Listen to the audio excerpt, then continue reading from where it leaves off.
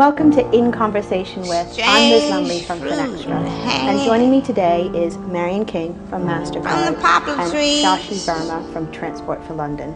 So the conversation we're going to have today is of course about payments, but also a subject which is true to the heart of anyone who lives in a big city, which is public transportation. So I'm going to start with you first, Shashi. I mean, Transport for London is making some significant changes in regards to payments. Can you give us kind of a rundown on what that change is?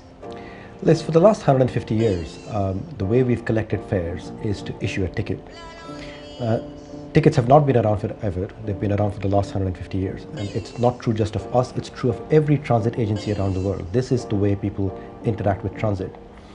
But we want to go back to a world in which people don't need to exchange the money in their pocket for a ticket. We want people to be able to pay with the product that's already sitting in their pocket.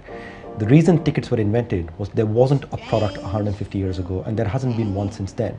But today, with contactless payments available, there is an alternative, and people have, if they have one in their pocket, we want them to be able to use those cards, the contactless payment cards, in exactly the same way as they would at a grocery store or at a supermarket. It's the first time that a transit agency is taking a step of this kind, but we want to give people the independence to pay for transit the way they pay for everything else. So what is this going to mean for the London commuter on a daily basis? The independence to not have to top up your Oyster card, once a week, maybe even more frequently than that, is a big deal. Oyster by itself was a big revolution because it took away the hassle of buying a ticket every single day. Removing the residual burden of not having to top up your card ever again is actually a big deal. Nobody wakes up in the morning wanting to buy a transport ticket. They buy it because we make them buy it in order to travel. And if we made that process a bit painless, that is something that customers would find very interesting, and they would find it takes away a step that's completely unnecessary. Mm-hmm. So Marion, what's MasterCard's role in it? What is MasterCard's view on this significant change? We're in total alignment with what Shashi's been saying, because Shashi's saying, let's get rid of that ticket in your pocket, and likewise we're saying let's get rid of the cash in your pocket.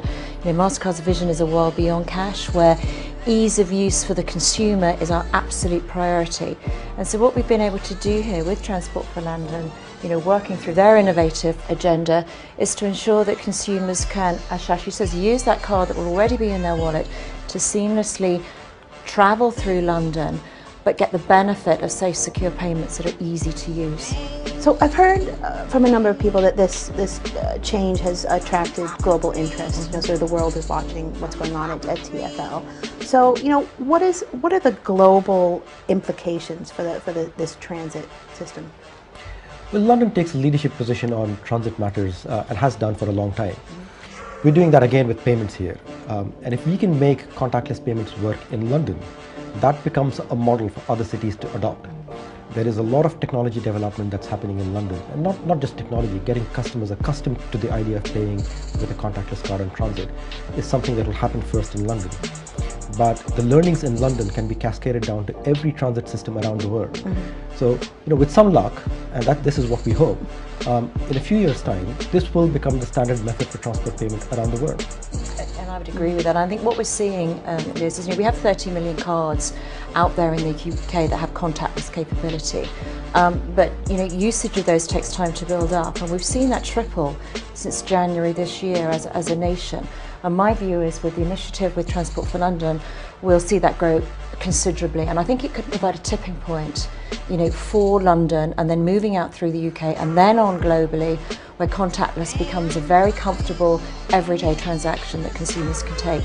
And that's fantastic, for transport. It's fantastic for retail as well, because it eases the flow of people through that transaction, and particularly in transport, where you've got lots of people at a certain time, it just speeds the whole process up in a secure way. I mean, anything that sort of makes the commute easier is a welcome development. So I want to thank both of you, Marion, Shasha. Thank you very much.